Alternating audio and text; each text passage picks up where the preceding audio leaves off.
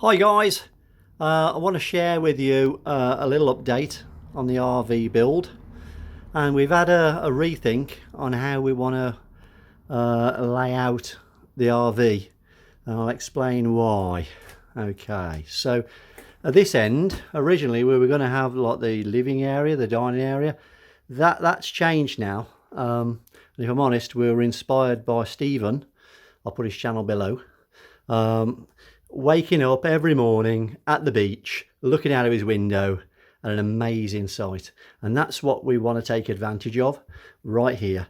So what we're going to do, it made sense for us to put here a king size bed, okay, across the van with the headboard here, looking out through that window, which is the largest window in the RV. And if we were parked up next to a beach, what an amazing view that would be. Looking straight out of that window at the beach of a morning.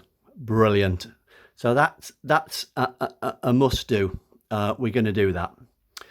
We're also going to change, we think, these seats. We will be taking with us at least one child now and again, my daughter. And we'd have to put in a belted seat somewhere. And for me, I'm just not convinced that I can safely, or anyone can safely put in a belted seat in the habitation unit, because it was never designed for a belted seat. I think you'd have to do so much structural changes underneath the flooring to make that safe. I'm not sure it's where we want to be. So what we're going to do, and some people may hate the idea, is we're going to take out these two seats and replace them with conventional van seats. So a one seat and a double seat here. We've got to think carefully about that, of course, because of where will the seat belts be mounted. If they're on the seats, then it won't work, not on a left-hand drive vehicle with seats coming from the UK. So we need to have a good think about that. But that's what we want to do, and those seats will then be bolted directly to a steel floor, and that's what that floor is designed to do, and so is these pillars. They're designed to take seat belts. So I think that's what we're going to do there. Right, let's turn around. So ignore the mess, guys. So, okay, we're coming in the door, and immediately coming in the door, just there to your left, will be a small worktop area, just a small worktop area. This will be blanked off, this panel here. Just a small worktop area, and then there'll be a partition wall here. And then from here, there'll be a large shower unit. Just shower, not toilet, large shower unit. And again, we were inspired by a YouTuber, Wandering Home. They've got an amazing shower. If you haven't seen it, go and have a look at it. Absolutely brilliant. And that's what we want to do right there. Really large shower, and we've got all the parts on order. Nice shower head. Yeah, they're all on the way. Okay, over the other side, that toilet was originally in the RV when we bought it. We are looking to keep it, because it is directly plumbed into a black waste storage tank. We haven't tested it yet, so we don't know if it works, but if it does, we're looking to keep that. And as you can probably tell from these posts, we're going to install a cubicle here just for the toilet. Plenty of room in there, you know, there's room for the toilet roll and other bits and pieces you want in there. So that'll be a cubicle there. To this side then, this will be where the kitchen goes, and that will be from this partition wall. It'll be slightly inset. Kitchen along this wall, and then the bed comes to the edge of that window. So that will be the kitchen area along that wall there. We've got a gas hob on order. We've got our eye on an oven. Haven't quite got that yet. It's on an auction actually, but it's a new unit. So we got those in play. I'm not sure else what we need. Oh, fridge. We've got a fridge coming. That's on order. But the fridge is going to go on this side. That's going to go underneath on the bottom of this unit here. Okay.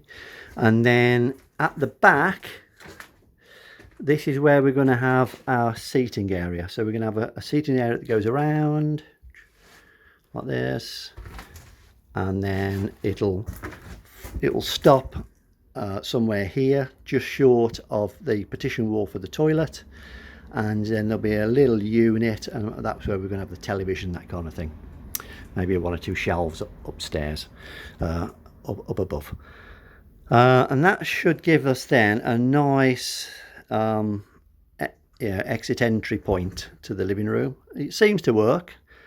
We've done the walk. It seems to work, so we will see. As you can see, we've taken all the insulation material off here. It was absolutely soaking wet. Guys, do not start a project this size unless you've really got a vision for it, because I tell you now, it is not easy. It is not easy.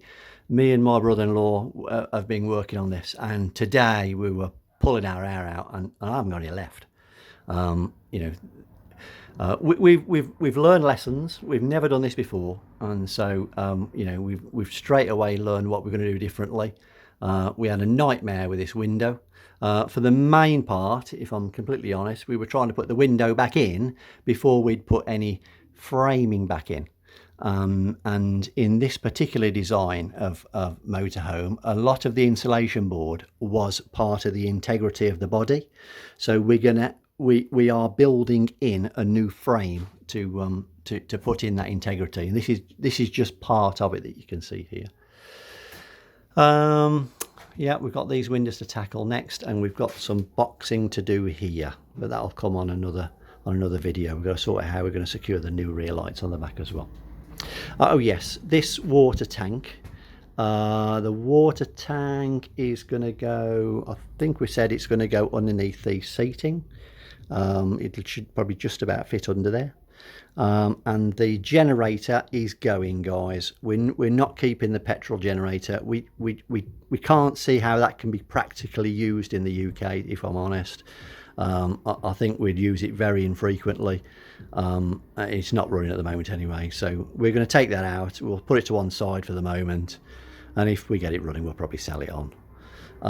And then this unit here will probably be shortened a little bit in terms of its depth, and we'll turn that into a little garage, if you like, a little storage area, still accessible from the outside. It makes sense to do that because we got access hatch anyway on the outside. So what we're going to do with the hatch if we don't use it as a little garage? So that's what we're going to do there. The battery box for the generator, well, that just fell off the wall. That was really good because yeah, that's got a nice battery in there, or would have done. We hadn't got one in at the time. So we were planning on supporting it, but I don't see the point now. We're taking the generator out, so we don't need that. We'll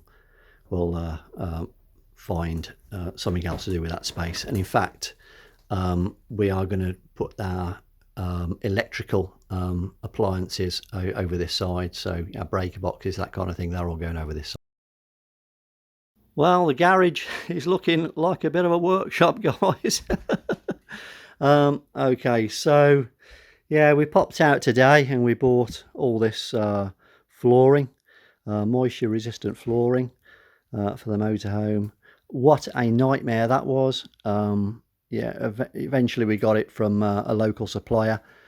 We went to another supplier, I won't name them, we went to another supplier, had the shelving completely mislabeled, and wanted £30 a sheet when we got to the checkout. I was like, what? You know, we got 10 sheets there, they wanted 300 quid. I'm like, I don't think so. So yeah, we left them there and went to another supplier over the road and got them for half that price. A load of CLS, and we've got some 2x1 and 2x2 timbers down there. And the awning, guys, we took it off. We took it, well, we got it, we opened it up. I think we've got a picture, I'll show you that now. We opened it up and the material was really badly ripped, and so we took it off, and we're obtaining some new material, and we'll get that fabricated in. But yeah, it's coming on. Love it. Oh, before I go, guys, quick update. The parts have arrived from Rock Autos. 2 oil filters, front brake pads, and 4 spark plugs. Absolutely fantastic service. Can't recommend them enough. That, you know, this seemed like just over a week or something. You know, it's taken me nearly a week to get some plywood from a local for builder's merchant. It's still not here, and these guys can send all this over from America in about the same time. Big thumbs up to Rock Autos. Okay, guys, hope that like that little update. Let's say it was quite a stressful day today. We are going to do some more work tomorrow, and we shall continue to do the work through the week. But I wanted to get you a little video out because we haven't done one for a few days, and you really should see it.